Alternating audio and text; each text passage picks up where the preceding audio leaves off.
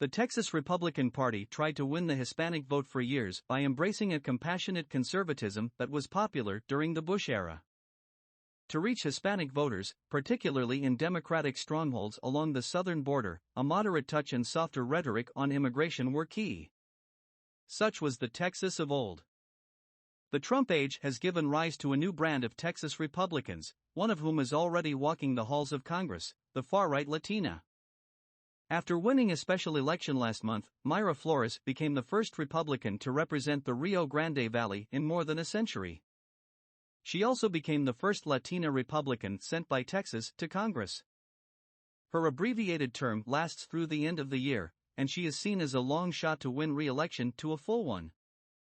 But what is most striking is that Flores won by shunning moderates, embracing the far right and wearing her support for Donald Trump on her sleeve, more Marjorie Taylor Greene than Kay Bailey Hutchison.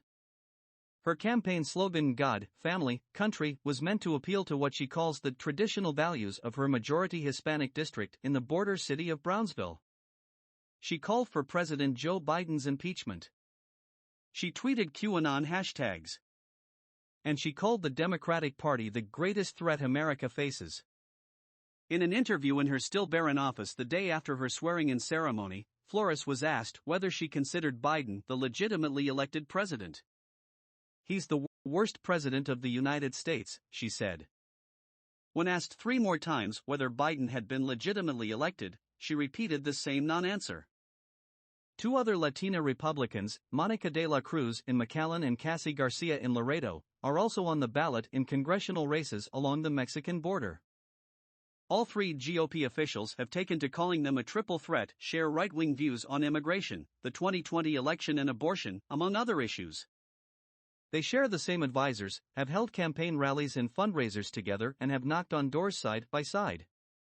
They accuse the Democratic Party of taking Hispanic voters for granted and view themselves, as do their supporters, as the embodiment of the American dream. Flores often speaks of working alongside her parents as a teenager in the cotton fields of the Texas Panhandle. Flores de la Cruz and Garcia grew up in the Rio Grande Valley, a working-class 4-county region at the southernmost tip of Texas where Hispanics make up 93% of the population. All 3 are bilingual. Flores was born in Tamaulipas, Mexico, and the other 2 in South Texas. Only de la Cruz has been endorsed by Trump, yet they all remain outspoken advocates for him, his movement and his tough talk on restricting immigration and building the border wall. The Rio Grande Valley has long been a politically liberal yet culturally conservative place. Church pews are packed on Sundays, American flags wave from their poles on front lawns, and law enforcement is revered.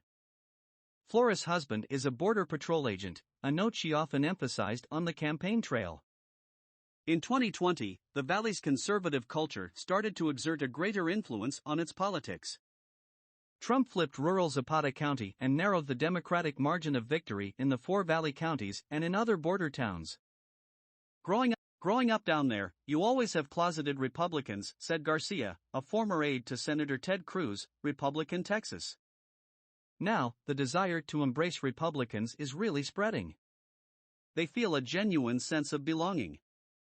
Other pro-Trump Latinos are running for House seats in Virginia, Florida, and New Mexico, among other places. Republican leaders and strategists say Flores' win and the candidacies of other right-wing Hispanic women are proof that Latino voters are increasingly shifting to the right. More than 100 Republican House candidates are Hispanic, a record number, according to the National Republican Congressional Committee. Democrats view the situation much differently. Some Democratic leaders dismiss Flores' victory as a fluke, the product of a low-turnout special election in which 28,990 people cast ballots, and a fleeting one. Flores, who was elected to serve the last 6 months of a retiring Democratic congressman's term, is running in November for a full term. She faces a popular Democratic incumbent who is switching districts, Representative Vicente Gonzalez. Democratic leaders are optimistic that Gonzalez will defeat Flores and that Garcia will lose her race against Representative Henry Cuellar, a conservative Democrat who narrowly beat a progressive challenger in a primary runoff. De la Cruz, however, is running in the most competitive House race in Texas and will face Michelle Vallejo, a progressive Democrat. Representative Ruben Gallego, Democrat Arizona, who heads the campaign arm of the Congressional Hispanic Caucus, dismissed Flores' win as a public relations coup for Republicans. It does not mean she represents mainstream Hispanic voters, Gallego said. Gonzalez, the Democratic congressman, nearly lost to de la Cruz 2 years ago when she challenged him in Texas' 15th congressional district. He won by 6,588 votes.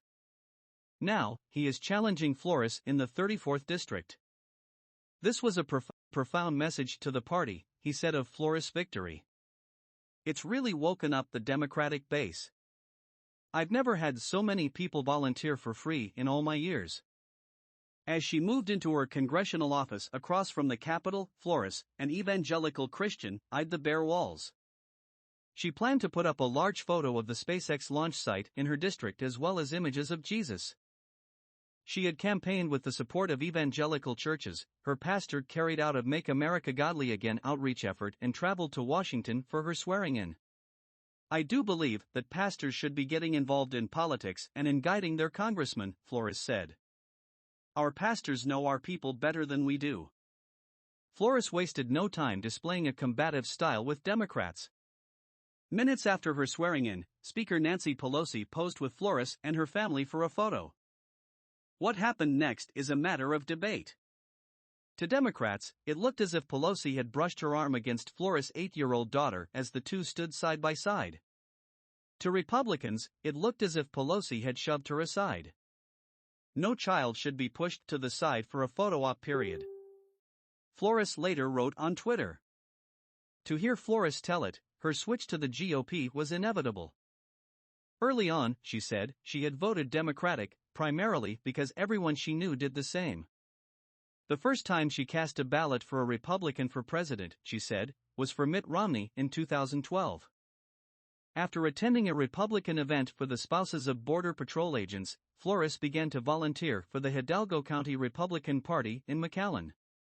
By 2020, she was organizing pro-Trump caravans through the Rio Grande Valley. She was also posting tweets using the hashtag #QAnon. When asked about QAnon, Flores denied ever having supported the conspiracy theory, which claims that a group of Satan-worshipping elites who run a child sex ring is trying to control the government and the media. Hashtags have long been considered social media shorthand for expressing support for a cause or an idea, but Flores insisted her intention was to express opposition to QAnon. It's just to reach more people so more people can see like, hey, this needs to stop, she said of using the QAnon hashtag. This is only hurting our country. Flores deleted the tweets about QAnon, but she did not refrain from expressing other right-wing views. After the 2020 election, she insisted on Twitter that Trump had won, writing in one post, "Ganamos y lo vamos a demostrar." Or we won, and we will prove it. Following the January 6, 2021, assault on the Capitol, she retweeted a post falsely calling it a setup by Antifa. She has called Biden president in name only and has demanded his impeachment. And as her own oath of office coincided with the hearings by the House committee investigating the January 6 attack, Flores largely dismissed the proceedings. Honestly, my district doesn't care about that, she said of the hearings. My district is struggling to pay their bills. That's what we're supposed to be focusing on. Like Flores, de la Cruz describes herself as a former Democrat who walked away from the party. She said she cast her first vote in a Republican primary for Trump in 2016. I believe that the president was bringing to light the terrible things that we were doing to our country, de la Cruz said. After she narrowly lost her challenge to Gonzalez in 2020, de la Cruz suggested, without evidence, that she and Trump had been victims of voter fraud in the district. Garcia, by contrast, said she has been a Republican her whole life. Raised conservative, she went to church 3 times a week and entered politics soon after college, working as the outreach director for Cruz in McAllen. As a candidate, she has focused on religious liberty, school choice and abortion bans, issues on which she said the region's